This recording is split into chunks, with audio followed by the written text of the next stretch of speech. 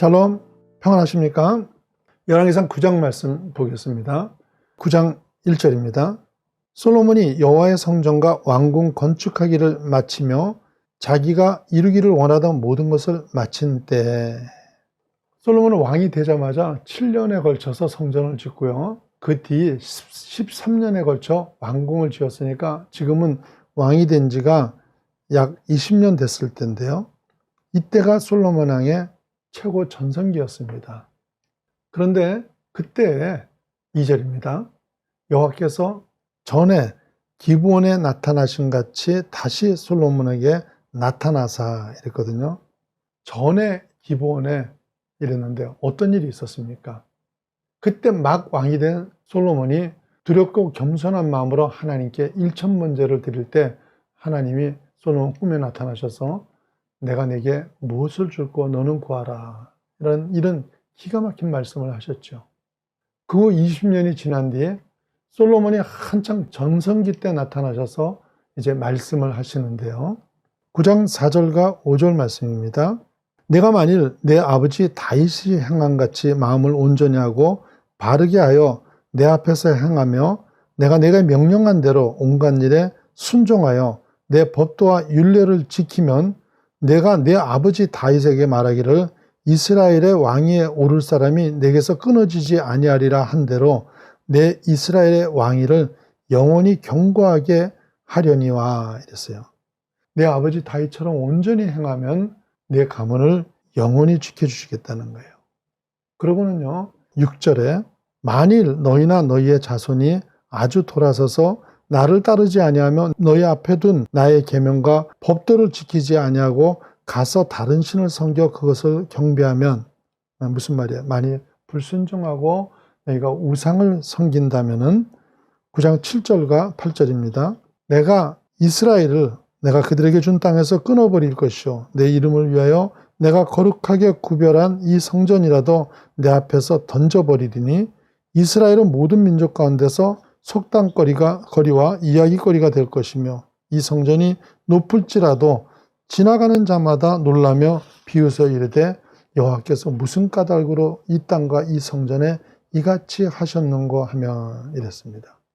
이스라엘이 약속의 땅에서 끊기게 되고 모든 민족의 속담거리, 조롱거리가 될 것이라고 말씀을 하시는 거예요. 자, 3장에 나타나실 때하고 분위기가 많이 다릅니다. 왜 그렇습니까? 솔로몬이 그때하고 많이 달라졌기 때문이에요. 20년 전 열왕기 8장에 성전을 짓고 난 뒤에 솔로몬이 어떤 고백을 했습니까? 8장 15절에 보시면요. 이스라엘의 하나님 여호와를 송축할지로다. 여호와께서 그의 입으로 내 아버지 다윗에게 말씀하신 것을 이제 그의 손으로 이루셨도다 이랬어요. 하나님이 말씀하신 것을 하나님이 이루셨다고 말합니다. 그런데 20년이 지난 9장에 와가지고는요. 9장 1절에 뭐라 그래요? 솔로몬이 여호와의 성전과 왕궁 건축하기를 마치며 자기가 이루기를 원하던 모든 것을 마친 때 이랬어요. 여러분요, 자신의 바람대로 모든 것을 이뤘다는 거예요. 20년 사이에 변해도 많이 변한 거죠. 왕이 막 됐을 때 두렵고 떨면서 겸손했던 모습은 사라져버리고요. 이제 많은 승리와 성취를 이룬 자신감으로 꽉 차 있는데 이때가 참 위험한 거죠.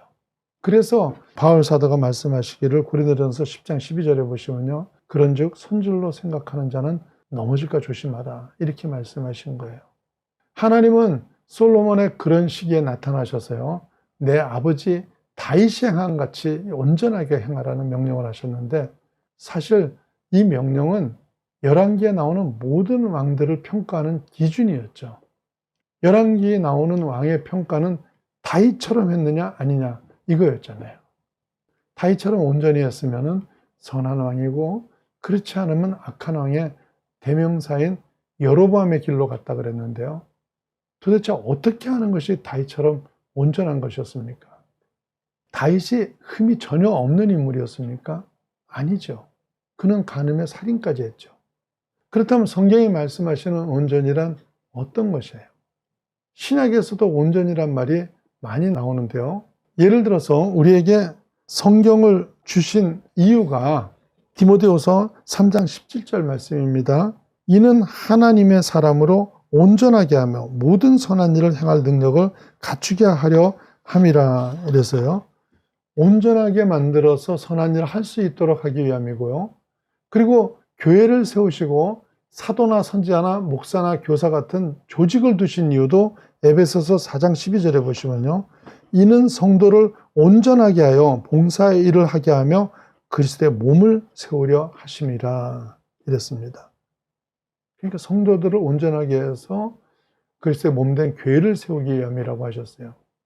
이런 식으로 성경에 자주 나오는 온전이라는 말은요, 텔레오스라는 말인데 헬라어로요, 예수님이 십자가 도상에서 숨을 거두시기 직전에 하신 테텔스타이, 다 이루었다, 완전히 이루었다와 같은 어원의 말입니다. 그러니까 온전은 완전한, 결함이 없는 이런 의미의 말인데, 여러분, 우리가 완전하고 결함이 없을 수가 있습니까? 그럴 수가 없죠. 로마서 3장 10절에 보시면요, 기록된 바 의인은 없나니 하나도 없으며, 인간은 누구도 완전하지 않다는 것이 성경의 확인입니다. 그렇다면 우리가 완전해질 수 있는 때는요, 요한일서 3장 2절 말씀이에요. 사랑하는 자들아, 우리가 지금은 하나님의 자녀라. 장래 어떻게 될지는 아직 나타나지 아니하였으나 그가 나타나시면 우리가 그와 같을 줄 아는 것은, 무슨 말이냐면요, 지금의 우리를 보면은요, 하나님의 자녀이긴 하지만 도무지 어떤 존재가 될지 짐작을 할 수 없다는 거예요. 그런데 하나님 앞에 설 때 보면 우리가 그분과 같이 변해 있을 것이라는 겁니다. 그러니까 우리의 완성은요, 주님 앞에서는 그때 되는 거예요. 그렇다면 성경에서 말씀하시는 온전은 도대체 어떤 걸 말씀하시는 겁니까? 에베소서 4장 13절 말씀입니다. 우리가 다 하나님의 아들을 믿는 것과 아는 일에 하나가 되어 온전한 사람을 이루어 그리스도의 장성한 분량이 충만한 데까지 이르리니 있거든요. 예수님을 믿고 아는 일에 한결같은 것이 바로 온전이라고 말씀하신 겁니다. 비록 우리가 행함이 완전하지는 못하더라도요, 그분을 알고 그분을 믿는 일에 흔들림이 없을 때 그분의 빛이 우리에게 비춰짐으로 인해 가지고요, 마태복음 5장 48절 말씀이에요. 그러므로 하늘에 계신 너희 아버지의 온전하신 같이 너희도 온전하라는 이 말씀을 이룰 수가 있는 겁니다. 사랑하는 여러분요, 다윗도 그랬고 우리도 그렇고 완전하고 흠이 없는 사람은 아무도 없습니다. 하지만 오늘도 예수님을 믿고 그분의 뜻을 바르게 알아가심으로 날마다 하나님께서 말씀하신 온전을 이루어가시기를 축원합니다.